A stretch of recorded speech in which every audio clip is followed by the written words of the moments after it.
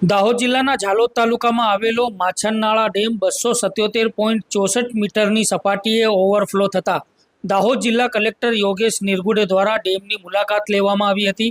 કલેક્ટરે ડેમની પરિસ્થિતિની સમીક્ષા કરી અને અધિકારીઓને જરૂરી માર્ગદર્શન પૂરું પાડ્યું હતું.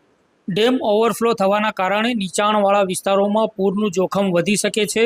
આથી સાવચેતીના ભાગરૂપે ભાણપુર, ચિત્રોડિયા, ઘાવડિયા, મહુડી, માંડલીખુટા, મુનખોસલા અને થેરકા જેવા ગામોને એલર્ટ કરવામાં આવ્યા છે. કોઈ અનિચ્છનીય ઘટના ન બને તે માટે પોલીસ દ્વારા નીચાણવાળા વિસ્તારોમાં પોલીસ બંદોબસ્ત ગોઠવવામાં આવ્યો છે. દાહોદ જિલ્લા વહીવટીતંત્ર દ્વારા સ્થાનિક ગ્રામજનોને સતર્ક રહેવા અને પૂરની સ્થિતિમાં સાહસિક પ્રવૃત્તિઓથી દૂર રહેવા અપીલ કરવામાં આવી છે. લોકોને વહીવટીતંત્રને સંપૂર્ણ સહકાર આપવા પણ સૂચનો કરવામાં આવ્યા છે. કલેક્ટરની આ મુલાકાત દરમિયાન ઝાલોદના પ્રાંત અધિકારી A.K. ભાટિયા, મામલતદાર શૈલેન્દ્ર પરમાર, PSI C.K. સિસોદિયા સહિતના અન્ય અધિકારીઓ પણ હાજર રહ્યા હતા.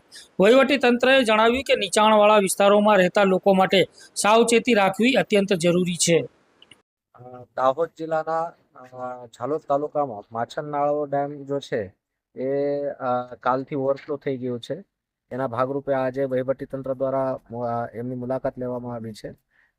અહીંયા જો જનતા છે એમને હું વિનંતી કરું છું કે જ્યારે પણ કોઈ ફ્લડની પરિસ્થિતિ ઊભી થાય તો નીચાણવાળા વિસ્તારના ગામડાઓ જો છે એના રહેવાસીઓને વિનંતી કરું છું કે ભાઈ જે નીચાણવાળા વિસ્તારમાંથી જો રસ્તાઓ પસાર થાય છે નદીમાંથી એના ઉપરથી અવર જવર ના કરે અને પાણી અગર વધારે વધે તો એમાં વહીવટીતંત્ર દ્વારા સૂચવવામાં આવેલ બધા જ પગલાઓ લેવાના રહેશે અને બિનજરૂરી કોઈ પણ એડવેન્ચર કોઈએ કરવું નહીં એ બાબતે જણાવવામાં આવે છે.